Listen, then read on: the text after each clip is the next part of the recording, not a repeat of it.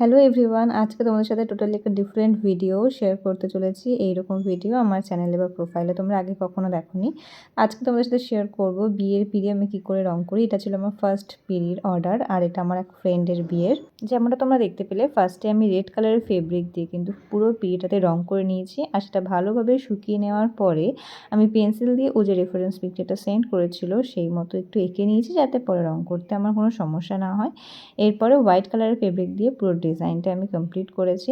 আর এই কালারটা পুরোপুরি শুকিয়ে যাওয়ার পরে অ্যাপ্লাই করছি আমি বার্নিশ। এখানে আমি ইউজ করেছি Asian painted varnish. Varnish use করলে অনেকটা গ্লসি ভাব আনে, আর এই যে আমরা রংটা করলাম ওটা একেবারে সিকিওর হয়ে যাবে। তো তোমরা দেখে জানিও অবশ্যই কেমন হয়েছে। নেক্সট ভিডিওতে আমি নেক্সট পিড়িটার কাজ তোমাদের সাথে শেয়ার করবো। স্ক্রিনে আমি আমার কন্ট্যাক্ট নাম্বার দিয়ে দিলাম। তোমরা যদি কেউ ওয়েডিং পিড়ি, কুলো, গাছ কৌটো বা মাটির থালা বাটি ডিজাইন করাতে চাও, তো সেক্ষেত্রে কিন্তু এই কন্ট্যাক্ট নাম্বারে কন্ট্যাক্ট করে নিও। তো অবশ্যই জানিও এই ভিডিওটা তোমাদের কেমন লাগলো। বাই।